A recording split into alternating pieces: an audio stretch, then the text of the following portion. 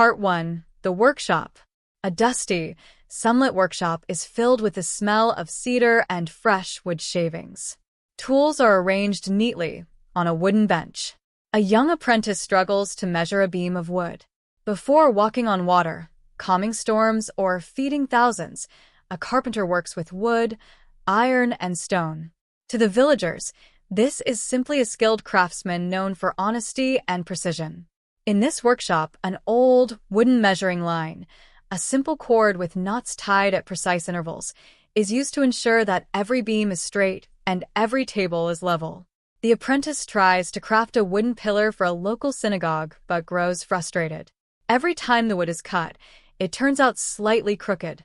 The apprentice blames the wood and the saw.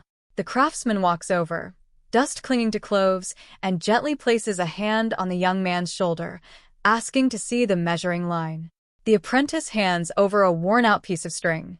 Over time, because it was pulled too tight and soaked in water, the string has stretched, and the knots are no longer accurate. The craftsman reaches into a leather pouch and pulls out the original, master measuring line, the one that has never been altered, laying it beside the stretched string. The difference is clear. When the standard is broken, everything built will be crooked, no matter how hard one tries. A builder must always return to the true line. Part 2. The Distorted Standards. The craftsman leaves the workshop to begin a public ministry, no longer building houses of wood, but building a divine kingdom. Along the dusty roads, crowds gather around the traveling teacher. The atmosphere grows tense as religious leaders watch every move, holding stones and scrolls of law. People measure holiness by outer appearances, how long they pray in public, how carefully they wash their hands, and how strictly they judge others. A group of men drags a woman into the center of a courtyard, throwing her down. She was caught in the act of adultery. According to the law of the culture, she deserves to be stoned. The leaders stand over her, rocks in hand, eyes filled with judgment, trying to trap the teacher by asking what should be done to her. They use a measuring line of condemnation, pride, and hypocrisy, wanting to see if the teacher will break the law. The teacher does not answer right away, but kneels down in the dust and begins to write in the dirt with a finger. As they continue to question, the teacher stands up, looks them in the eyes, and challenges anyone without sin to throw the first stone.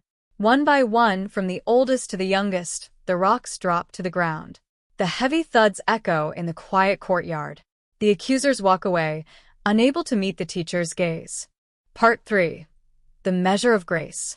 When everyone leaves, the teacher remains alone with the woman still kneeling in the dust, looking at her with profound compassion rather than anger. Asking where her accusers are and if anyone has condemned her, she whispers that no one has. The teacher declares that neither is there any condemnation, telling her to go and leave the life of sin. The true master's measuring line is revealed. The world measures humanity by failures, brokenness, and sins, but this standard is different. Truth paired with grace. Sin is not excused, but a path to be made straight again is offered. Throughout the ministry, this divine measuring line flips the world's values upside down. The teaching shows that the greatest in the kingdom is the one who serves, and that loving enemies is more powerful than hating them. God's love cannot be earned by human perfection, but is received through a humble heart. Time is spent with tax collectors, lepers, and outcasts, the people society deems crooked and unusable. Under this touch, lives are restored, leveled, and made beautiful. Part 4. The Foundation. Sitting on a hillside overlooking the sea, final invitations are given to the followers. The ultimate test of the measuring line will come later, measuring the depth of divine love by stretching out arms and giving up life for humanity. A powerful parable is shared as a reminder of the workshop. Everyone who hears these words and puts them into practice is like a wise builder who builds a house on the rock. The rain comes down, the streams rise, and the winds blow and beat against that house, yet it does not fall, because it has its foundation on the rock. In contrast, everyone who hears these words and does not put them into practice is like a foolish builder who builds a house on sand. The rain comes down, the streams rise, and the winds blow and beat against that house, and it falls with a great crash.